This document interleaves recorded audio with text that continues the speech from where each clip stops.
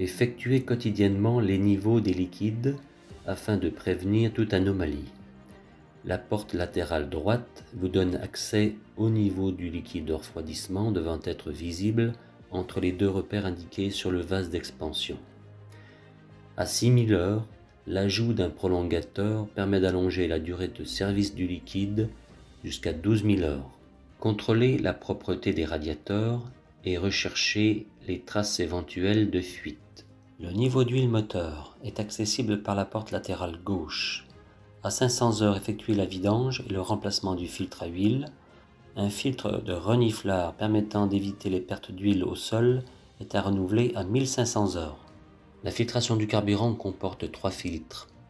Lorsque de l'eau apparaît dans le filtre primaire ou que le témoin de présence d'eau dans le carburant s'affiche à l'écran, procédez à la purge des filtres en dévissant la molette sous chacun des filtres.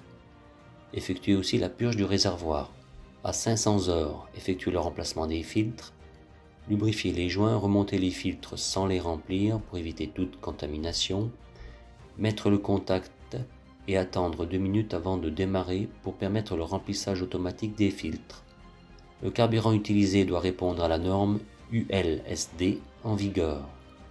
Le bouchon du réservoir possède un évent avec filtre qui se remplace à 2000 heures. L'état des filtres à air d'admission est primordial pour la longévité du moteur. Lorsqu'un avertissement d'un défaut d'admission d'air du moteur s'affiche à l'écran, soufflez le filtre primaire en prenant soin de ne pas dépasser 2 bars de pression pour ne pas abîmer les plis. Caterpillar vous recommande de ne pas souffler plus de 3 fois le filtre primaire et idéalement de le nettoyer par aspiration. Le filtre secondaire ne doit pas être retiré et nettoyé. Il devra être remplacé tout comme le filtre primaire toutes les 500 heures et au moins une fois par an. Depuis l'entrée en vigueur de la norme européenne Stage 4 sur les émissions polluantes du moteur, vous trouverez à la fois un filtre à particules à régénération passive et un système de traitement des oxydes d'azote par injection d'un liquide à base d'urée dans l'échappement. Ce liquide doit répondre à la norme NF 222-41-1. Contrôlez régulièrement le niveau au tableau de bord et faire le plein par un moyen non contaminant. En laissant le contact, un retentissement de l'avertisseur de recul se fera lorsque le réservoir atteint le niveau suffisant. L'ensemble du système de réduction des émissions polluantes nécessite un entretien toutes les 5000 heures. La jauge d'huile de transmission est accessible par la porte latérale gauche afin d'effectuer un contrôle du niveau à froid. À 1000 heures, effectuez la vidange et le remplacement des filtres. Nettoyez aussi le reniflard du tandem. À 2000 heures, vidangez l'huile des tandems ainsi que l'huile d'entraînement du cercle. Ces niveaux sont à contrôler toutes les 500 heures. Le niveau d'huile hydraulique est visible sur le réservoir situé derrière la cabine. Le renouvellement du filtre est à effectuer toutes les 1000 heures et la vidange à 6000 heures.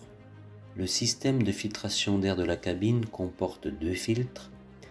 Déposez les filtres afin de les souffler. Le renouvellement des filtres doit être effectué dès que nécessaire pour maintenir les performances du système de climatisation et la qualité de l'air en cabine. Faire régulièrement une inspection minutieuse des équipements pour retirer les matériaux accumulés et prêter une attention particulière aux bruits et grincements inhabituels pouvant provenir d'un défaut de lubrification ou autre anomalie.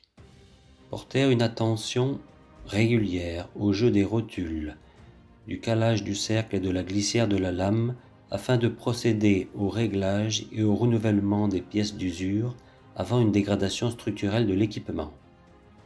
Des cales et vis de rattrapage de jeu permettent un ajustement des bandes d'usure. Respectez la procédure de réglage indiquée dans le manuel de l'opérateur. Remplacez les bandes d'usure si elles sont trop usées. Toutes les 100 heures, procédez à la lubrification du pignon de cercle par l'orifice déporté, ainsi qu'à l'ensemble de l'équipement si la machine ne possède pas de système de graissage centralisé. Le coupe-circuit électrique permet d'éviter les pertes de charge et les problèmes dus à un court-circuit éventuel. Toujours attendre que le témoin de purge du circuit AdBlue soit éteint pour couper le circuit. Un interrupteur d'arrêt d'urgence permet de stopper le moteur de l'extérieur uniquement en cas de nécessité.